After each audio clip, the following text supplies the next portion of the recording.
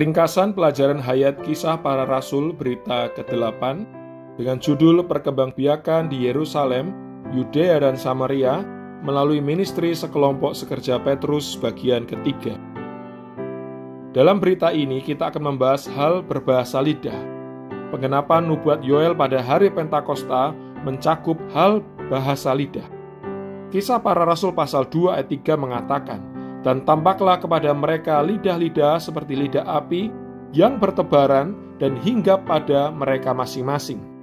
Di sini, lidah-lidah adalah suatu tanda berbicara yang menandakan roh kuasa ekonomikal Allah, terutama adalah untuk berbicara.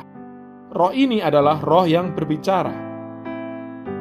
Ayat 3 mengatakan bahwa lidah-lidah itu seperti nyala api yang bertebaran di atas setiap orang dari 120 orang itu. Di sini, api menandakan kuasa yang membakar untuk menyucikan dan mendorong dalam pergerakan ekonomi Allah. Fakta bahwa kata kerja bertebaran itu tunggal menunjukkan bahwa satu lidah hinggap pada diri mereka masing-masing. Kisah Para Rasul pasal 2 ayat 4 mengatakan, "Lalu mereka semua dipenuhi dengan Roh Kudus dan mulai berbicara dalam bahasa-bahasa lain, seperti yang diberikan oleh Roh itu kepada mereka untuk dikatakan." Di sini, semua hanya menerangkan dipenuhi di dalam klausa yang pertama, bukan menjelaskan berbicara di dalam klausa yang kedua. Kata semua tidak bisa dipakai untuk membuktikan bahwa semua murid yang dipenuhi Roh Kudus pasti berbahasa lidah. Kita perlu membaca ayat 4 dengan teliti, dengan memperhatikan tanda bacanya. Perhatikan bahwa ada koma setelah Roh Kudus. Ayat ini mengatakan, "Lalu mereka semua dipenuhi dengan Roh Kudus dan mulai berbicara dalam bahasa-bahasa lain, seperti yang diberikan oleh Roh itu kepada mereka untuk dikatakan." Koma setelah Roh Kudus dapat membantu kita untuk melihat bahwa semua ini bukan menjelaskan dipenuhi dan juga bukan menjelaskan mulai berbicara. Di sini ada dua predikat, dipenuhi dan mulai berbicara. Kita semua perlu membedakan apakah semua di sini menjelaskan kedua predikat itu atau hanya predikat yang pertama. Jika menjelaskan kedua predikat itu, maka ayat 4 akan mengatakan bahwa semuanya berbahasa lidah. Tetapi jika hanya menjelaskan predikat yang pertama, maka ayat ini mengatakan bahwa semuanya dipenuhi dengan Roh Kudus, tetapi tidak semuanya berbahasa lidah. Jika maksud Lukas adalah semuanya berbahasa lidah, ia harus memakai kata semua untuk kali kedua sebelum kata mulai.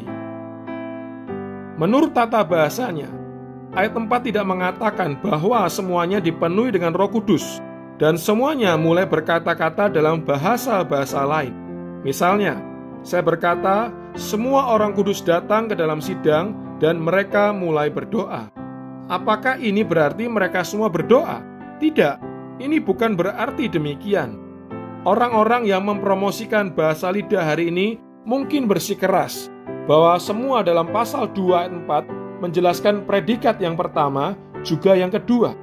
Mereka mungkin memakai ayat ini sebagai dasar untuk menyatakan bahwa pada hari Pentakosta, setiap orang dari 120 orang itu berbahasa lidah. Namun, setelah meluangkan banyak waktu dalam mempelajari ayat ini, saya memiliki jaminan untuk mengatakan bahwa semua di sini tidak menjelaskan predikat yang kedua. Sebaliknya, perkataan ini hanya menunjukkan bahwa 120 orang itu dipenuhi dengan Roh Kudus. Karena itu, ayat 4 tidak menunjukkan bahwa mereka semua berbahasa lidah. Lidah-lidah yang dibicarakan dalam pasal 2 ayat 4 adalah dialek-dialek atau bahasa setempat. Murid-murid itu adalah orang-orang Galilea, tetapi mereka berbicara dengan berbagai dialek dari para pendengar yang datang dari berbagai tempat di dunia. Ini adalah bukti kuat bahwa bahasa lidah pasti bahasa yang dapat dimengerti, bukan hanya suara atau bunyi yang diutarakan dengan lidah. Mengenai hal ini, ayat 5-8 mengatakan, "Waktu itu di Yerusalem tinggal orang-orang Yahudi yang saleh dari segala bangsa di bawah kolong langit. Ketika terdengar bunyi itu, berkerumunlah orang banyak. Mereka terkejut karena mereka masing-masing mendengar orang-orang percaya itu berkata-kata dalam bahasa mereka sendiri.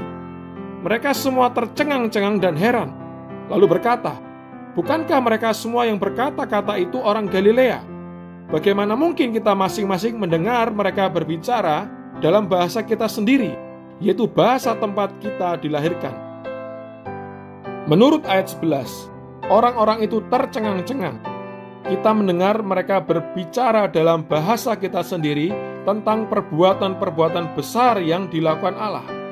Berbahasa lidah pastilah mengucapkan dialek, karena apa yang diucapkan murid-murid dalam bahasa lidah itu semuanya adalah berbagai dialek yang dipakai di negeri asal mereka. Orang-orang yang mengaku berbahasa lidah harus mempertimbangkan pengalaman mereka.